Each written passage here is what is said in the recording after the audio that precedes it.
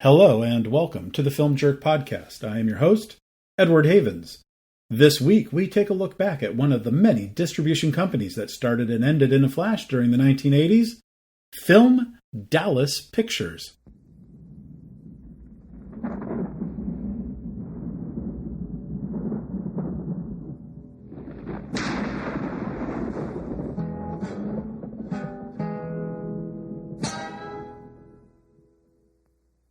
That was their fanfare there.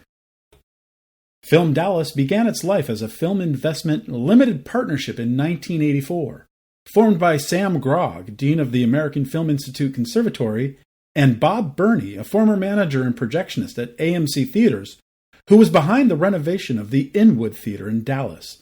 One of their selling points to investors was that at least half of the money they raised to help finance movies needed to be spent on productions that were going to be filmed in the Dallas area. In their first round of raising financing, they would raise more than $2.5 million from 3 dozen investors, including the legendary film producer Roger Corman. The first film they would choose to invest in was Alan Rudolph's comedic drama Choose Me. Although the film would shoot in Los Angeles, FilmDallas would contribute $500,000 of the film's $700,000 production budget. Although after deferments of actor salaries, that would rise to $1.3 million. Rudolph, a protege of Robert Altman's, had been making movies for more than a decade, and while he would have some critical successes with 1976's Welcome to L.A.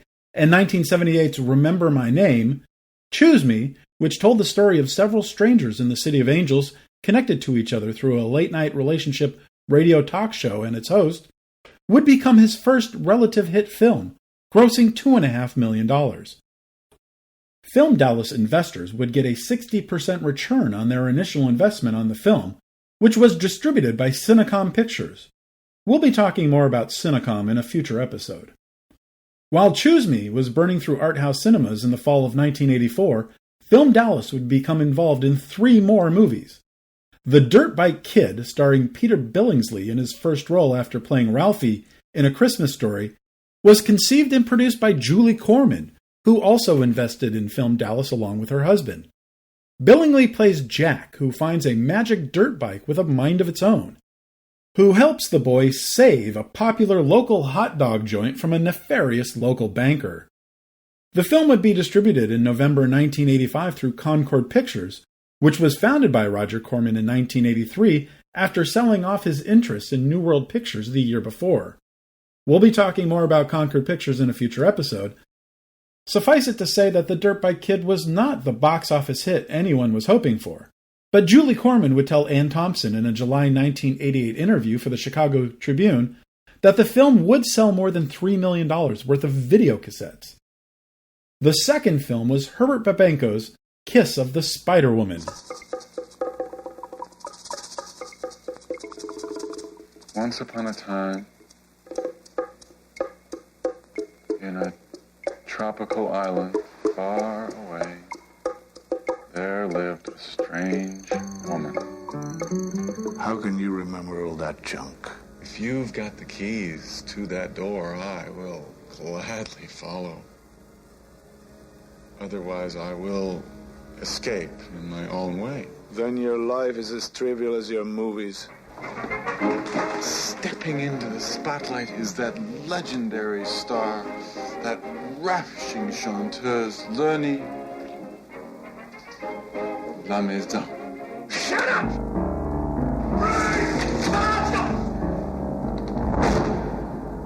Don't let me die. It begins with seduction.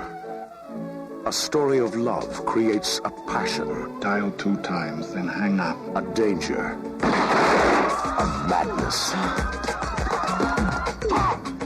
William Hurt. Raul Julia. Sonia Braga. Kiss of the Spider-Woman.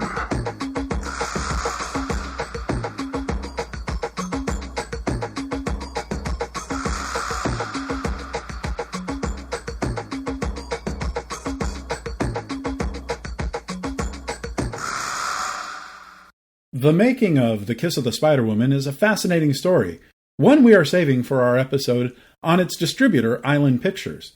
But it would be one of FilmDallas's biggest winners. Like with Choose Me and The Dirt Bike Kid, they would contribute $500,000 to the film's $1.5 million production budget, and the film would gross more than $17 million at the American box office, and millions more overseas, especially in Babenco's native Argentina. The film would be nominated for 4 Academy Awards, including Best Picture, Best Director, and Best Adapted Screenplay, and William Hurt would win the award for Best Actor. A good portion of Spider-Woman's profits would be returned to Hurt and co-star Raul Julia, who agreed to be paid the Screen Actors Guild minimum in exchange for deferred profit participation. But FilmDallas investors would see more than a 200% return on their investment. The third film they helped to finance in 1984 was Peter Masterson's The Trip to Bountiful. I would like a ticket to Bountiful, please. Where? To Bountiful. I can sell you a ticket to Harrison or to Cotton, but there's no Bountiful. She has a serious heart condition that might be real serious for her to be left alone. I don't think she has any money, and I'd like to find her. I am not going to spend the rest of my life running after your mother. I think we ought to just turn this whole thing over to the police.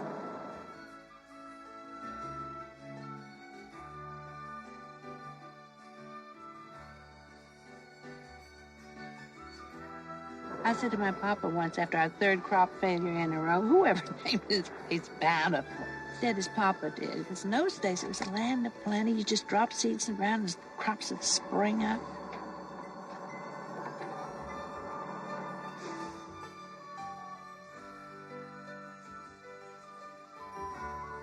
Guess the Lord's just with me today. I wonder why the Lord's not with us every day. Sure would be nice if he was.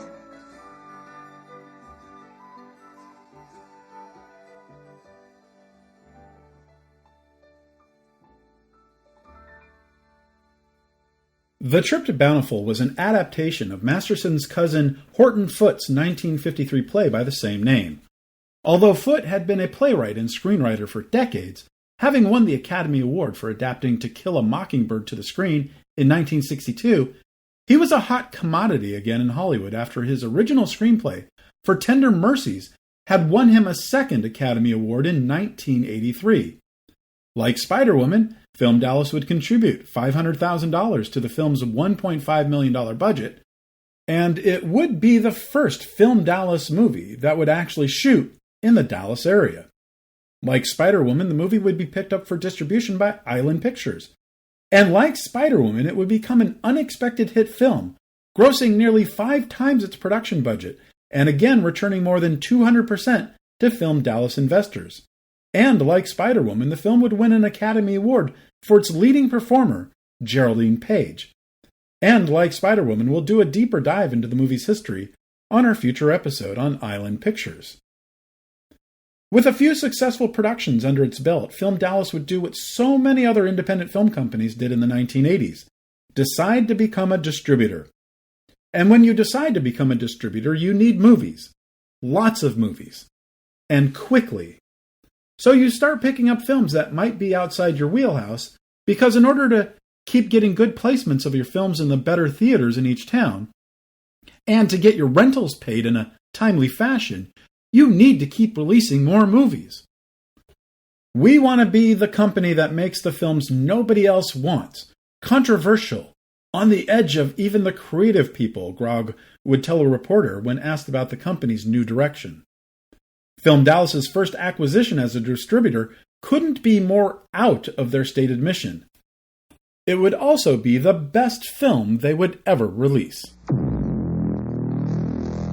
Somewhere between the insane and the unreal lies the mystery of the man facing southeast.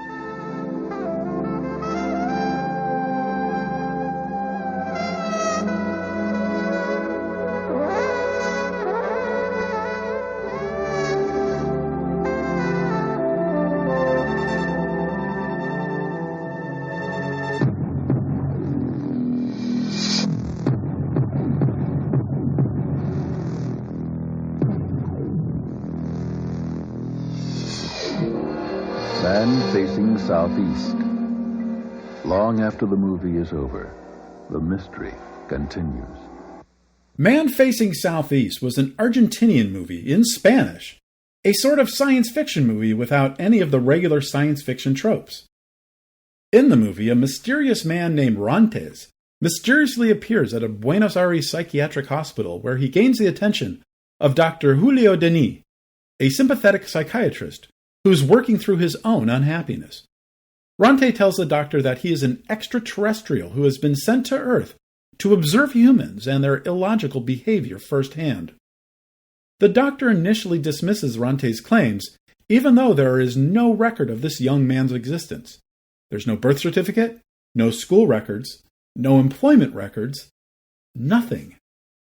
Meanwhile, the other patients at the Institute see Rantes, who spends hours each day in the hospital courtyard facing one specific direction so that he may send and receive messages from his home planet, as some kind of savior. As the doctor gets to know his new patient better, he comes to question his own grasp on what could be real. Directed by Elisio Subiela, Man Facing Southeast would make its first North American appearance at the 1986 Toronto Film Festival, where Subiela would be awarded the International Critics Award for Best Director. A few weeks later, it would show at the Chicago International Film Festival, where the movie would be nominated for a Gold Hugo for Best Film. In Argentina, the film would win all 9 awards it was nominated for from the Argentinian Film Critics Association, including Best Film, Best Director, Original Screenplay, Actor, and Cinematography. The film would open at the Cinema One in Midtown Manhattan, the Royal Theater in West Los Angeles, and on 2 screens at the Cineplex Beverly Center on March 13, 1987, and it would enjoy extremely good reviews from the likes of Vincent Canby of the New York Times, Kathleen Carroll of the New York Daily News, and both Sheila Benson and Michael Wilmington of the Los Angeles Times. And while the film would never play in more than 10 theaters on any given weekend, with prints circulating from market to market as needed, and only minimal advertising support in the major markets, the film would have tremendous word of mouth and achieve something of a cult status while it was still in theaters. There was no Facebook or Twitter for film fans to talk about movies and learn about new little non-studios films in 1987, so you really had to know this film was coming to your town.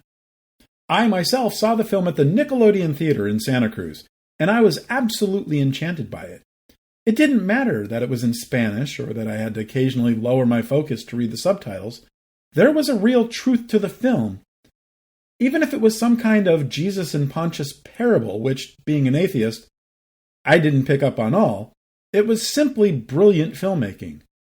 It was the best science fiction movie I had seen in years, even if its minuscule $600,000 budget would barely cover craft services on a Star Wars movie. After 5 months of moving all across the country slowly but surely, the film would gross $1.5 million. Not much compared to a Star Wars movie, but enough to bring FilmDallas investors a good return. If you've never seen Man Facing Southeast, I highly recommend it. Kino International put out an exceptional Blu-ray of the movie 3 or 4 years ago, and you can stream it for free with ads on FilmRise. They would also acquire an Australian film called The Right-Hand Man, which today would be better known as one of Hugo Weaving's earliest starring roles. The future Agent Smith from the Matrix series would star as a stagecoach driver who would go to work for a dying one-arm aristocrat played by Englishman Rupert Everett in 1860s Australia.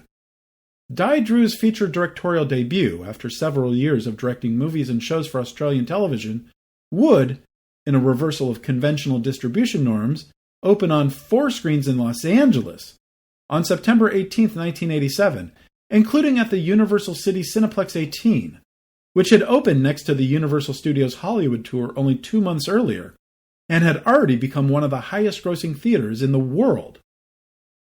But outside of an early October playdate at the Carnegie Hall Cinema in Manhattan, a beautiful 300-seat Beaux Arts theater built in the basement of the famed music venue, the movie would quickly disappear from American theaters with a gross of under $25,000. Similar to its fate in its own home country, where the $5.5 million movie only grossed $9,660. At this time, The Right-Hand Man is not available to purchase or rent on any kind of physical media or streaming service. Their next film would be their most controversial. I mean, I love men. I really do. But they're so predictable. How many times have we heard this? It's a man's world, baby. Here's another good one. I know what you want. You liked it. You came back for more. And they've all got such complexes. Was he good for you? How good? I mean, what do they want? Points? Like for diving? 8.6, 6.9, 3.2? 28 inches. 28 inches from nip to tip. Well, roll it out, hon. Ma'am, are you serious? Sometimes I don't think they have the slightest clue to what we need. To what we really want. Oh, I love big women. You told her you're married, right? I'm keeping the baby. Why don't you ride down there with me? It's your problem. I'm not going to get involved in it. You told her? Let's go. Well, we can't. What do you mean we can't? Well, I didn't get to the part where I was marrying yet. What you talk about then? I told her that if she was going to go through with this, that I was going to sue her for theft of semen. Billy, for the baby. Come on, help me. What can I do? Talk to her, tell her. I don't even know her. Just introduce yourself. Would you kiss me? What about Billy? Billy's not here now, is he? Hi, Eddie. Come to Mama, Billy. Stop it! Stop it! I saw you first! I don't belong to anybody. Mama's waiting. Open the door! He's not very bright, is he? It's a dim light bulb. You've got the philosophy of a dog. Come on. You know, if you can't fuck it or eat it, then piss on it, right? Do you think that it would be all right if I called you? Sure. I'd like that. What's your name? Patti rocks. It's a man's world, right? But it wouldn't be nothing without a woman.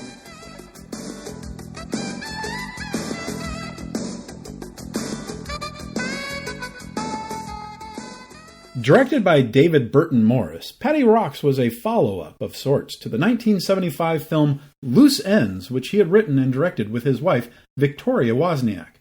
The $30,000 film would feature Chris Mulkey and John Jenkins as Billy and Eddie, two best friends who wish an escape from their depressing Minneapolis lives. Patti Rocks, which takes place a dozen years later, would be mostly improvised by its three lead stars, Mulkey, Jenkins, and Karen Landry, the titular Patti and the real-life wife of Mulkey, with an outline created by Morris. In the film, Billy, who is married with two kids, discovers he has gotten his side fling in another city pregnant, and talks Eddie into going on a road trip to tell Patti he's married and ask her to get an abortion.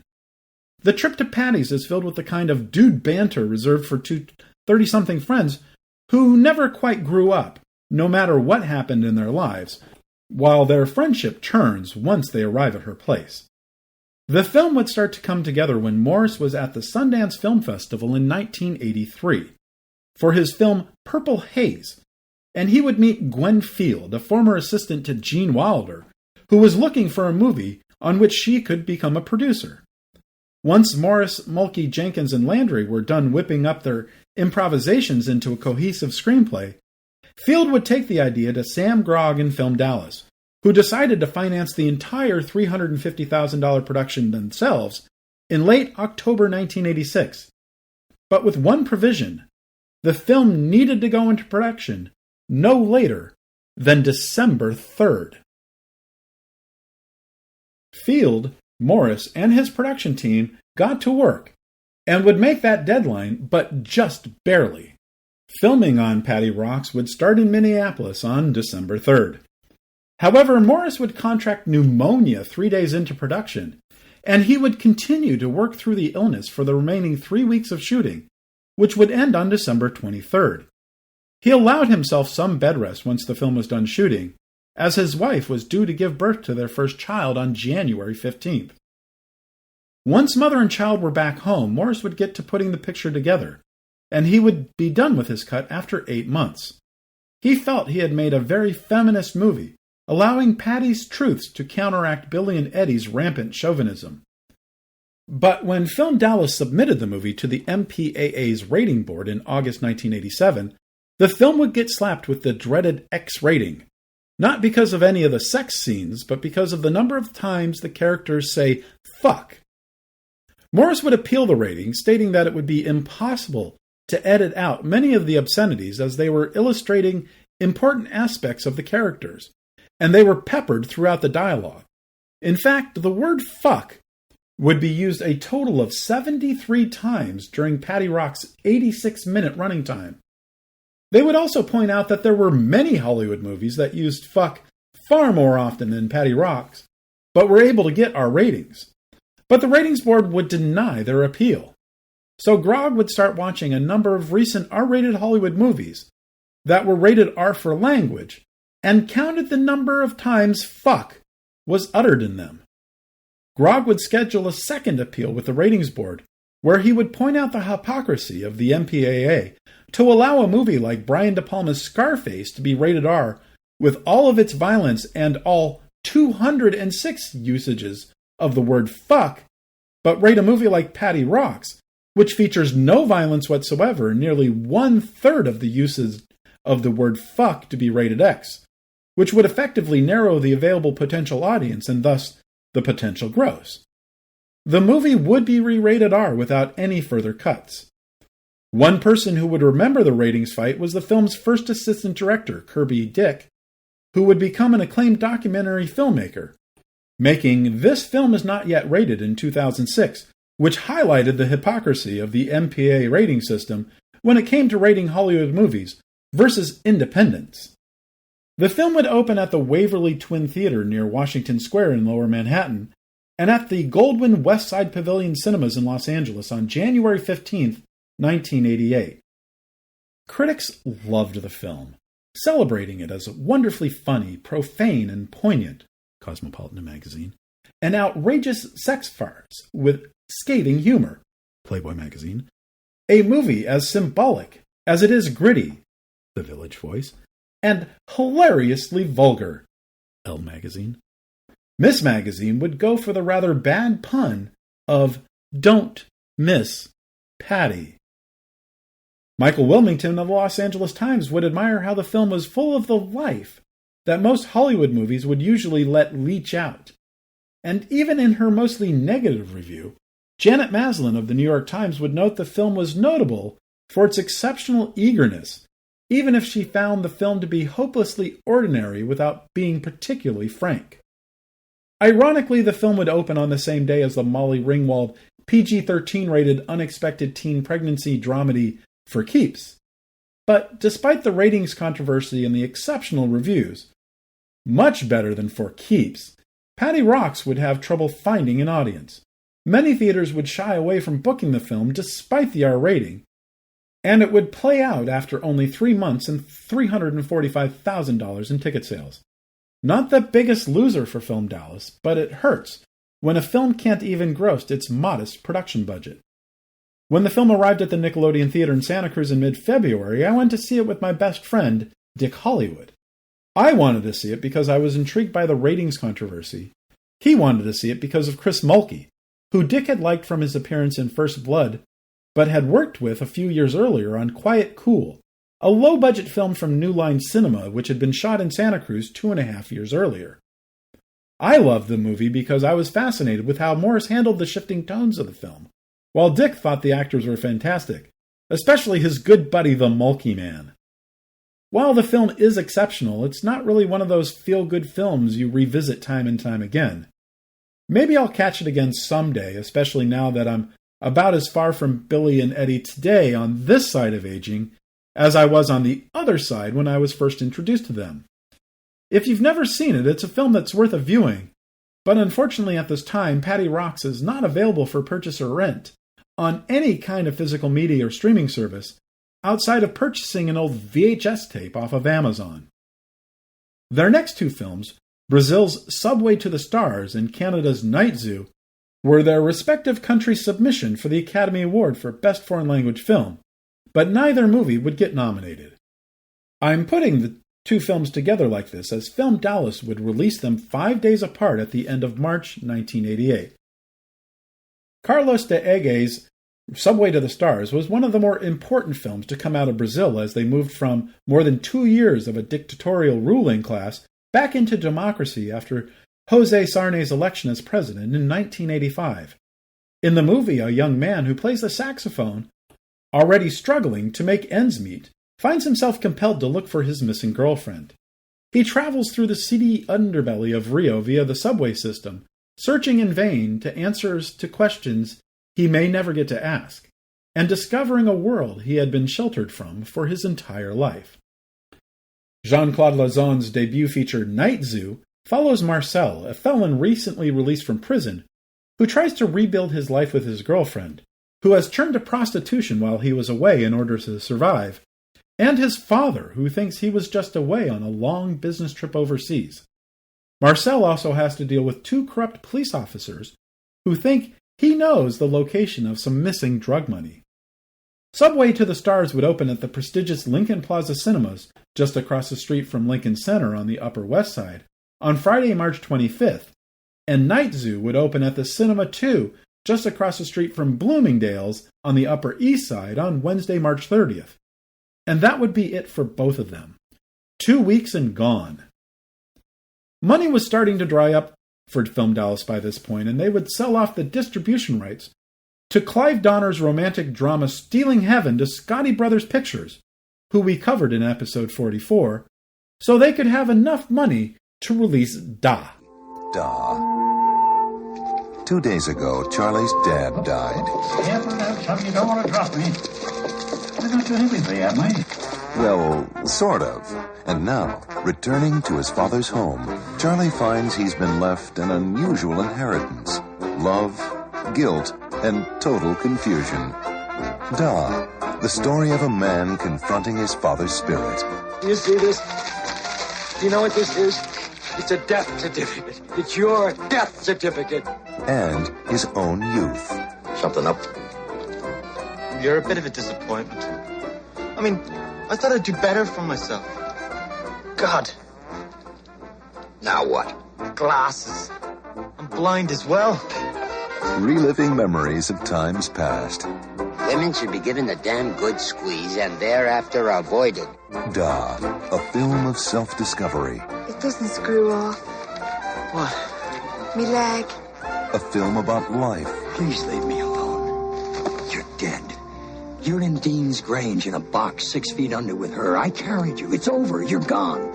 So get out of my head. And death. What was it like? What? Dying. I didn't care for it. Martin Sheen. I should have stuck up for you. Then I could have hated you instead of myself. Barnard Hughes. And that wasn't a lie. That was a make-up. And William Hickey. The one surviving particle of my knowledge is that in a public house lavatory, incoming traffic has the right of way.